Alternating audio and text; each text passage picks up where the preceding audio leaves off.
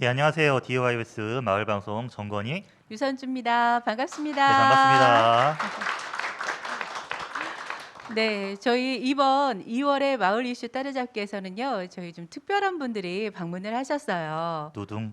여기 써 아, 있어. 네. 네, 자, 요즘 국가적으로 가장 중요한 일 한 가지를 뽑는다면 바로 대통령 선거라고 말해도 될 만큼 사회적으로 이슈인데요. 특히 이번 선거처럼 우리 대선 후보의 아내가 이슈가 된 것은 처음인 것 같습니다. 네. 네, 오늘 그 대선 후보 중 한 분이신 이재명 후보님의 배우자이신 김여경 여사님께서 저희 달그락달그락을 방문을 하셨어요. 그리고 함께 우리 대선 후보 캠프에서 활동하시는 더불어민주당의 대변인이기도 하신 이해시 국회의원님께서도 방문을 하셨습니다. 자, 두 분 환영하겠습니다. 안녕하셨어요. 네, 반갑습니다. 네, 예, 반갑습니다. 제가 전해 듣기로 우리 김혜경 여사님과 이해식 국회의원께서 청소년들의 삶과 그들 고민에 대해서 듣고 대화하고 싶다고 하셨어요. 그래서 네, 청소년들이 굉장히 환대한 것 같습니다. 참고로 저희 방송은 지역의 마을 방송으로 다양한 계층이 참여하고 함께하고 있고요. 청소년들과 청년, 지역의 이웃에 도움이 된다면 누구나 환영합니다. 참고로 우리 정의당이나 국민의힘, 국민의당 등 여러 당에 제안하고자 하는 저희 청소년 정책이나 내용도 안내하고자 하고요. 문이 열려 있으니 언제든 모든 당의 관계자분들은 청소년 정책에 관심 가져주시면 고맙겠습니다. 네. 자, 그럼 먼저 우리 시청자 여러분들께 두 분 인사 한번 부탁드리겠습니다. 먼저 김여경 여사님. 네, 안녕하세요. 이렇게 뵙게 돼서 너무 반갑고요. 제가 이 공간에 대해서 되게 궁금했어요, 사실은. 그래서 오늘 굉장히 기대를 하고 왔는데, 우리 여러분, 청소년 여러분들의 다양한 얘기를 많이 듣도록 하겠습니다. 기대합니다. 네, 고맙습니다. 네, 감사합니다. 네, 자, 그리고 이해식 의원님. 네, 여러분 반갑습니다. 국회의원 이해식입니다. 오늘 이 자리에 와서 정말 놀랐습니다. 청소년 자치연구소 달그락달그락 아까 소개 말씀 들어보니까 자치권 확대 운동도 하고 또 청소년 외로움 방지 조례도 청소년들이 주도해서 의원님들과 협의해서 만들고 이런 자치권을 확대하고 조례를 제정하는 운동을 통해서 그야말로 대한민국이 청소년이 만들어가는 그런 민주주의 사회로 나아가지 않을까 그런 희망과 기대를 갖게 합니다. 정말 감동입니다. 감사합니다. 네, 고맙습니다. 네, 감사합니다. 자, 그리고 우리 달그락의 청소년 대표 우리 부대표님도 참여를 하셨어요. 우리 두 분 청소년도 인사 나누겠습니다. 먼저 네, 대표님. 네, 안녕하세요. 저는 이제 달그락 청소년 자치구 연합회에서 회장을 맡고 있는 조민성입니다. 네, 안녕하세요. 저는 청소년 자치연합회에서 부회장을 맡고 있는 이진영입니다. 예, 반갑습니다. 예, 그럼 우리 바로 청소년들이 질문할 게 있다고 합니다. 그래서 두 청소년들의 질문을 듣고 두 분께서 답해 주시면 고맙겠습니다. 우리 먼저 조민성 청소년 대표님 질문해 주시겠습니다. 네, 요즘 청소년들을 언론에서 보면 나쁜 내용도 있고 좋은 모습도 있는 것 같아요. 이제 촉법 소년인 것을 악용하여 범죄를 저지르는 기사도 부정적인 기사도 있고 학교 폭력을 저지르면서 나쁜 짓을 일삼는 기사도 있습니다. 그리고 다른 측면에서는 청소년들이 어려운 분들을 돕는다는 선행 기사들도 많이 나오고 있죠. 그리고 조금 유별나긴 하지만 저희 달그락 청소년들과 같이 시민으로서 지역사회에 참여하고 기여하면서 조례도 제정하고 정책 제안도 제안하면서 여러모로 지역사회에 기여하는 활동을 하고도 합니다. 이렇게 청소년들이 사회의 여러 모습으로 비추어지고 있는데요. 혹시 여사님께서는 요즘 청소년들에 대한 생각이 궁금합니다. 예, 물론 다양한 청소년이 많이 계시다는 걸 제가 요즘 느끼고 있어요. 이렇게 전국을 다니다 보면 간담회 우리 청소년 여러분들과도 할 기회가 있는데 제가 놀란 거는 사실 나 때 이런 말 하지 말라고 그랬거든요. 근데 안 할 수 없는 게 너무 진취적이고 너무 본인의 의견을 당당하게 이렇게 내세우고 발산하는 걸 보면서 너무 부럽고 그리고 또 존경심도 가지게 되고 이런 자라나는 우리 청소년들한테 우리 이재명 후보 같은 사람들이 뭘 해줄 수 있을까. 그래서 제가 오늘 여기 온 이유도 좀 많이 좀 듣고 무엇을 원하는지를 알고 싶었어요. 예. 네. 그러면 우리 그 조민 대표님 바로 다음 질문도 좀 해주실까요? 네. 저희 청소년 자치연구소에서 운영하는 달그락에는 수년 전부터 선거 연령 하향을 위한 활동을 해왔는데요. 이제 전국 18세 선거권 공동행동 네트워크 사무국이 저희 연구소였다고 하더라고요. 최근에는 청소년의 정당 가입과 같은 청소년의 참여권 확대에 대해서 청소년 참여 포럼을 진행하면서 국회의원님께 제안하는 활동도 했습니다. 최근에는 교육감 선거권 16세 하향 및 정당 가입 연령도 대폭 하향하도록 활동하고 있습니다. 혹시 여사님께서는 선거 연령 하향이나 청소년의 정당 가입 같은 청소년의 참여권 확대에 대해서 어떻게 생각을 하시는지 궁금합니다. 예, 그 참고로 우리 김혜경 배우자님께서 말씀해 주시고요. 그 정당 가입이나 선거 연령 하향 문제는 정책과 법도 연결돼 있어서 우리 더불어민주당 대변이라고 하시니까 이해식 의원님께서 좀 보완 말씀해서 좀 자세히 좀 그건 해주시면 좋을 것 같습니다. 예. 저희 굉장히 중요한 내용으로 보고 있어서요. 저는 간단하게 말씀드리면 민주주의라는 게 더 많은 사람들이 참여하는 게 굉장히 중요한 문제잖아요. 그래서 많은 사람들이 특히 우리 청소년들이 참여했으면 좋겠다는 생각을 전에부터 가지고 있고요. 우리 후보도 또 그걸 위해서 노력을 해왔고요. 자세한 말씀은 정책적인 거는 그럼 우리 의원님께서. 네, 그 우리 청소년 자치연구소 여러분 달그락 여러분들과 같은 분들의 그런 노력으로 사실 우리 청소년들의 참정권이 대폭 이렇게 확대가 됐습니다. 선거권만 해도 19세에서 18세로 하향 조정이 됐고 이미 2019년도 12월달에 국회 본회의를 통과를 했고요. 그리고 피선거권도 작년 12월 말일날 통과가 돼서 올해부터 시행이 되죠. 그래서 앞으로 있는 지방선거와 총선에는 만 18세 이상이 되면 누구나 출마할 수 있게 되고요. 그리고 이제 정당 가입 연령도 아까 우리 청년 기자분께서 법사위를 통과를 했다. 본회의가 남았다 그랬는데 사실은 지난 1월 11일 날 통과가 됐습니다. 이 부분도. 그래서 연령은 이제 하향 조정이 됐는데 다만 아까도 얘기가 나왔습니다마는 정당 가입을 할 때 부모의 동의가 필요하기 때문에 이 부분은 보안 입법을 통해서 개선이 돼야 할 것으로 그렇게 보고 있습니다. 우리가 이 유엔에서 아동의 4대 권리를 생존권, 보호권, 발달권, 참여권 이렇게 4가지로 규정하고 있는데 우리나라는 선진국에 진입했음에도 불구하고 특히 발달권과 참여권 부분에서 굉장히 부족한데 발달권 중에서도 특히 놀 권리 그게 굉장히 부족하고 대표적으로 취약한 것이 참여권인데 우리 청소년 자치연구소에 계신 우리 청소년 여러분들의 노력이 계속이 되면 이 부분도 대폭 보완되지 않을까 이렇게 생각을 하게 됩니다. 네. 예, 고맙습니다. 네, 자 그러면 다음으로 우리 이진영 청소년께서도 질문해 주시겠어요?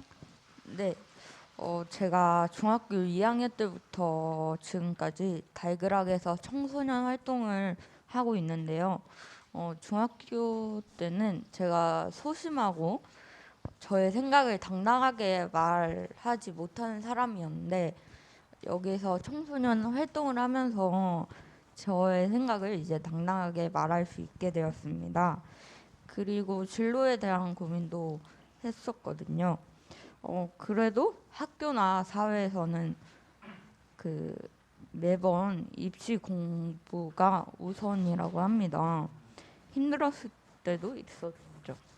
네, 여사님께서는 청소년 시기에 가장 중요시 해야 할 것이 무엇이라고 생각하시는지 궁금하고 혹시 청소년들의 진로를 위해서 꼭 전해주고 싶은 말씀이 있으실까요? 예. 저도 이제 아들 둘을 키웠거든요. 근데 사실 엄마 입장으로 학교 공부를 이렇게 완전히 등한시하기에는 그거는 좀 힘들었어요. 그거는 아니고 그런데 저는 이제 지나놓고 보니까 우리 청소년 시기에 여러 가지를 좀 경험했으면 좋겠더라고요. 사실 우리가 뭐 축구를 한다든지 뭐 악기를 배운다든지 이런 것이 피아노면 피아노를 배워서 그 악기에 실질적인 연주가가 되는 것도 물론 중요하지만 그 과정을 통해서 배우는 게 있는 것 같아요. 사실 그 단계라는 거 있잖아요.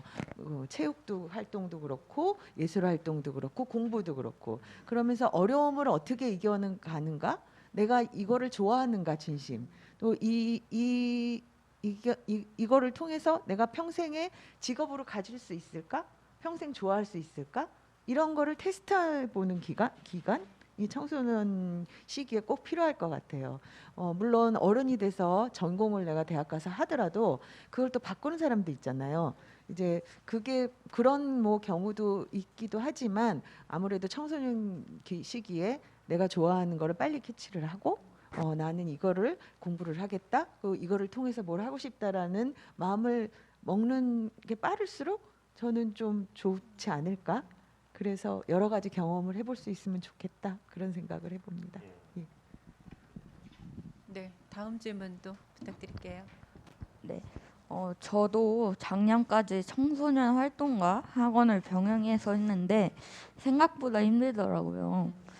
그리고 제 주변에도 아르바이트와 학업을 병행하는 친구들도 꽤 있습니다. 학업과 활동, 알바 등을 병행하는 일은 쉬운 게 아니라고 느꼈고 또 그런데 그 이재명 후보께서는 소년공으로 공장에서 일을 하면서 공부를 병행을 했는데도 불구하고 우수한 성적을 거두었다고 알고 있습니다. 그리고 이것에 대해서는 부인으로서 어떻게 생각을 하시는지 궁금하고요.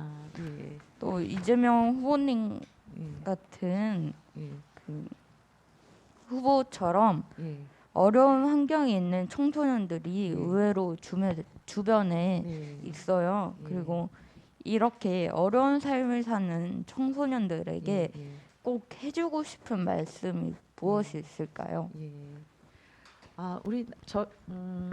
이재명 후보가 어려운 환경에서 공부한 거는 사실인데요. 이렇게 옆에서 남편을 이렇게 보면 이 사람이 과연 예전에 그랬던 사람인가? 평범한데? 이런 생각을 할 때가 많아요. 사실은 그거를 내세우지는 않아요. 사실 저희도 아이를 키울 때 그런 말 좀 아빠가 좀 해줬으면 좋겠는데 안 하더라고요, 그런 말을. 그래서 저는 아내로서 조금 불만이었는데 본인은 그렇게 얘기를 해요. 나는 그렇게 힘들게 공부도 하고 일도 하고 어렵게 정말 그렇게 힘들게 공부를 했지만 내 자식이나 또 우리 청소년들은 그런 생활을 안 하게 해줬으면 하는 게 본인의 꿈이라고 그러더라고요. 딱 한 번 그런 얘기를 하고 그 다음에는 그런 얘기를 안 하더라고요. 지금 이재명 후보가 정치 활동하는 것도 사실은 꼭 청소년 정책을 세운다는 그런 작은 의미도 있지만 그것보다는 우리 사회가 전체적으로 청소년들이 본인의 하고 싶은 일을 선택할 수도 있고 무엇을 하든지 행복하게 평생을 살 수 있는 그런 사회 기반을 이렇게 청소하는 느낌이라고 그런 얘기를 했어요. 그래서 그 환경이 다 공정하고 편안하게 만들어지면 우리 청소년들께서도 뭘 하든지 좀 수월하지 않을까 해서 그런 마음가짐으로 지금도 열심히 하고 있습니다. 예. 우리 두 청소년분이나 앉아 계신 청소년분들 중에서 혹시 질문하고 싶은 예, 말씀하세요. 네. 신승우. 예. 그러니까 참고로 조금 보완해 설명드리면 학교 방학 청소년 지원하는 수당 이런 것도 나오긴 하는데 좀 정해져 있어요. 정해져 있고 그리고 또 아까도 말씀드린 지역마다 좀 다르고 그런 고민에 대한 부분이 하나가 있고요. 그리고 그 배우자님께서 그 말씀 해주시면 좋을 것 같고요. 저 친구에게 그 문화활동이라든지 이런 활동에 대한 거 여기 보완해서 제 의예수관님께 좀 이건 제안인데요. 그러니까 코로나가 이제 좀 높아지기 시작을 하면 바로 다 문을 닫아 버리거든요. 그러니까 그것도 존중을 하는데 이제 문제가 발생하는 건 공공기관이 문을 먼저 닫아 버리니까 청소년들 같은 경우는 풍선효과 비슷하게 해가지고 가장 안전한 공간은 공공기관이거든요. 그러니까 청소년 시설이라든지 근데 그 시설까지 다 문을 닫아버리니 이 친구들이 집에만 있는 게 아니잖아요. 그러니까 PC방도 가고 하다 보니까 역효과가 나는 경우도 있어요. 가장 안전한 곳에 대한 그리고 학교를 제외한 모든 구간을 그런 식으로 움직이는 거기 때문에 정책적으로 그런 부분들은 좀 고려를 좀 하셔야 하지 않을까? 그리고 학원이나 이런 곳만 보내는 게 아니라 일반 활동 시설이라든지 진로기관 특히 이런 저희는 민간 기관이 굉장히 자유롭거든요. 그리고 또 어려운 기관 청소년들이 존재하는데 사학제 청소년들에 대한 아웃리치라고 해서 그 가출한 친구들이나 거리 청소년들이 있어요. 이 친구들을 도와줘야 하는데 그 기관까지 그냥 다 문을 닫아버리는 거예요. 그래서 지난해까지 저희 법인에서 운영하는 기관 하나만 움직였던 과정들이 있어서 그런 것도 좀 같이 고려를 하셔서 좀 이야기를 해주시면 좋을 것 같습니다. 그래서 먼저 그 문화활동이나 이런 부분들은 우리 배우자님께서 말씀해주시고 아까 그 얘기는 좀 의원님께서 말씀해주시고. 제가 간단하게 사실 저도 아들을 키우면서 많이 느꼈던 부분이에요. 물론 금전적인 부분도 있지만 저는 또 우리 아이들이 이제 남자 아이들이라서 이렇게 체육 활동을 같은 걸 되게 좋아했는데 공간이 너무 없는 거예요. 또 학교도 또 제한돼 있고 그래서 이렇게 하고 싶은 그런 발산을 하고 싶은데 그래서 아빠한테도 민원을 많이 했어요. 사실은 그 성남 시장할 때 근데 민원을 잘 안 받아주더라고요. 노력해 본다 그러고 그래서 저는 그런 부분에 활동할 수 있는 공간이나 이런 부분을 좀 많이 좀 신경을 써줬으면 좋겠다 그런 생각 저도 많이 했었어요. 그리고 그 나머지는 우리 의원님께서 되게 좋은 말씀 해주셨다고 생각됩니다. 저 방역 패스 폐지하는 문제 한 11% 정도 스터디 카페라든지 독서실이라든지 학원이라든지 폐지를 했잖아요. 저는 그것과 좀 계를 같이 해서 이런 공공기관 특히 그 뭐 도서관이라든지 또는 그 지역 사회 여러 가지 그 청소년들이 이용할 수 있는 그런 시설이라든지 청소년 회관이라든지 이런 것은 문을 닫아서는 안 되지 않는가 그런 생각이 들고 그래서 이것은 뭐 특별한 입법 조치 없이 정부 차원에서도 할 수 있는 것이기 때문에 저희 국회에서 조금 제안을 해서 뭐 바로 이렇게 조치가 이루어지도록 한번 노력해 보겠습니다. 예, 고맙습니다. 네. 오늘 시간이 좀 해서 오늘 여기서 좀 마쳐야 할 것 같습니다. 양해를 구합니다. 예. 네. 자, 정 소장님 오늘 마을 방송 어떠셨어요? 예, 저는 늘 방송 좋은데요. 네. 네, 저희 늘 좋았잖아요. 근데 예. 오늘은 또 특별히 더 좋은 것 같아요.